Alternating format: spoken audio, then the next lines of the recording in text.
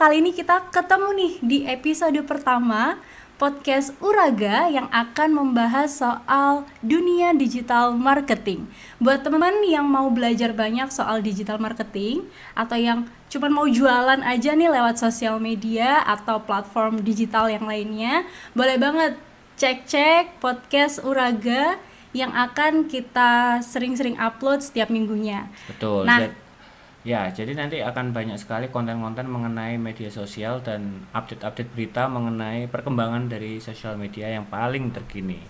karena ini episode pertama, kita kenalan dulu dong ya. Betul. Kebetulan sesi pertama ini hostnya saya Indana, Ya. seorang copywriter juga di uraga.id. Konten kreator juga. Oke, dan ini yang pertama kalinya akan ngobrol soal digital marketing adalah Kak Dirga IP, founder dari uraga.id, seorang praktisi digital marketing yang sudah lama ya Kak ya belajarnya ya. Ya, cukup lama, cukup sering mendapatkan masalah juga, dan alhamdulillah sudah banyak nemu solusinya juga. Mungkin boleh diceritain dulu Kak, kenapa kok nyemplung di dunia digital marketing ini? Suka atau apa sih alasannya? Ya, gimana ya, kalau kita ngomongin suatu skill, kita harus tahu nih skill apa yang paling dibutuhkan dan paling versatile di dalam semua lini bisnis gitu kan.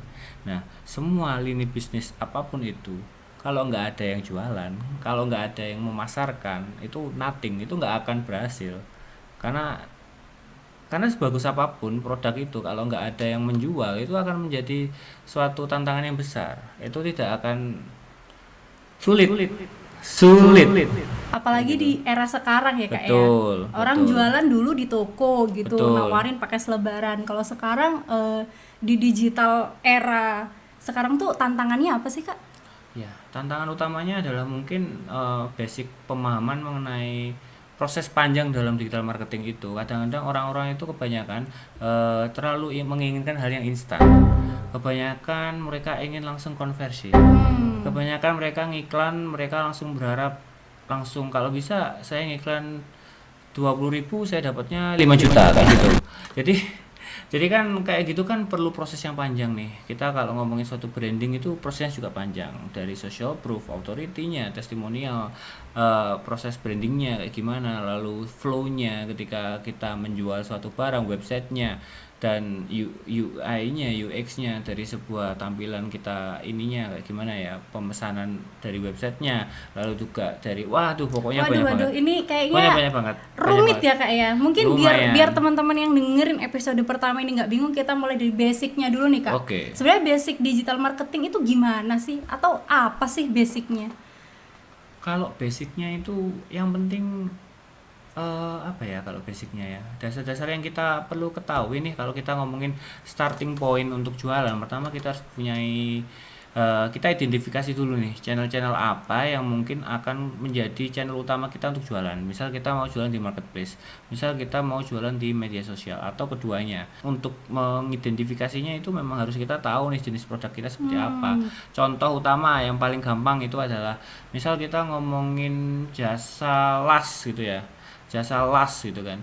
Jasa las itu kalau kita jualan di medsos itu mungkin ya ada juga mungkin yang bisa yang search di situ ya. Cuman kalau ngomongin alokasi dana nih, kita kalau ngomongin marketing kan kita harus punya dana juga nih. Nah, kalau kita punya dana 100 juta gitu kan, atau dana yang lebih minim misal 1 juta gitu kan, kita nggak bisa bagi dua. Kita kan pasti pilih yang paling efektif yang mana. Nah, kalau jasa las itu kan kecenderungannya orang untuk membeli produknya itu kan, mereka kan carinya di Google ya. Iya, di search aja gitu Di search ya. aja di Google kan. Kalau di sosmed itu searchnya masih belum mumpuni Google kan. Betul. Nah, dan kita juga di Google kan dimanjakan juga, kita bisa tahu lokasinya di mana, ratingnya kayak gimana gitu kan. Jadi lebih cocok lewat Google. Nah, ini kita alokasi resource-nya kita bisa masukkan ke situ.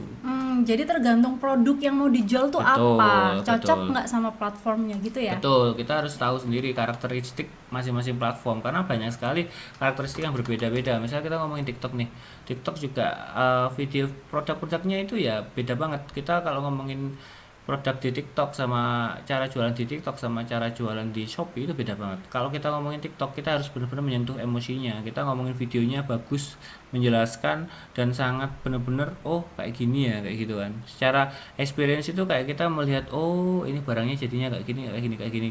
Sedangkan kalau di Shopee peperangannya itu beda. Kita ngomongin promo, voucher, harga, Rating packaging, juga rating ya. juga. Nah, kalau di TikTok itu orang oke, barangnya oke gitu kan. Mereka sudah tahu dari situ, experience itu, akhirnya mereka langsung beli.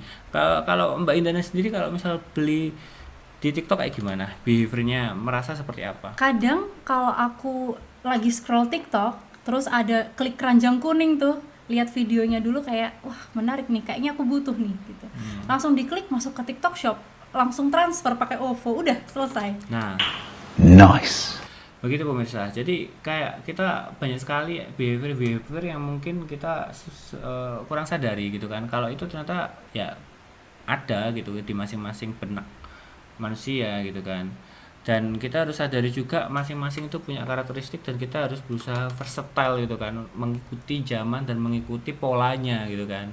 Nah, ini harus update terus. Nah, kalau mau tahu berita yang update, lihat podcast ini.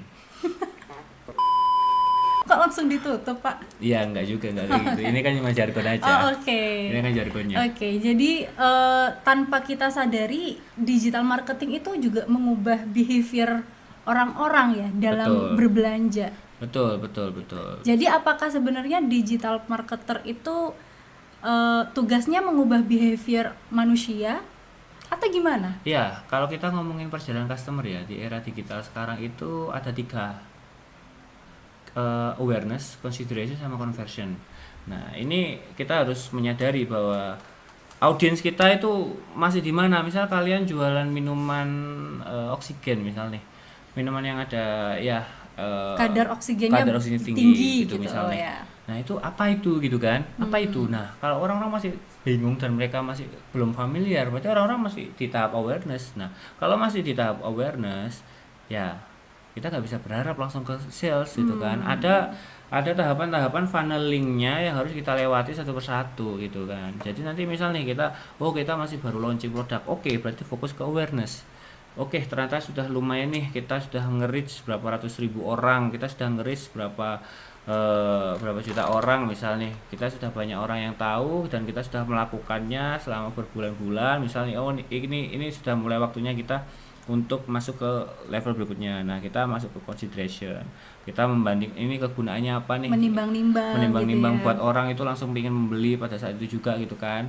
Terus nanti setelah kita melewati masa-masa itu, kita baru masuk ke conversion. Nah, ini sangat terakomodir di Facebook Ads. Jadi kalau kita ngiklan di Facebook Ads itu kita bisa menentukan audiens mana yang kita mau. Oh, targetnya siapa gitu ya? Bukan targetnya siapa sih. Targetnya ini orangnya, audiensnya itu sudah sampai di tahapan funneling yang mana gitu kan. Oke. Jadi kayak dia Facebook tahu semuanya, guys.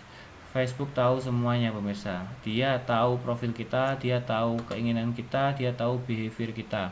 Bahkan Tapi- mungkin tahu isi dalam hati kita ya. Iya mungkin AI-nya ya. Saya nggak tahu juga ya kayak gimana ya.